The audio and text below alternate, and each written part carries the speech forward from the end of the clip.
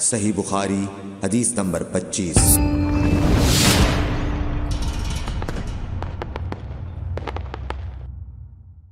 या नबी सलाम अलैका, या रसूल सलाम अलैका, या हबीब सलाम अलैका, सलावतुल्लाह।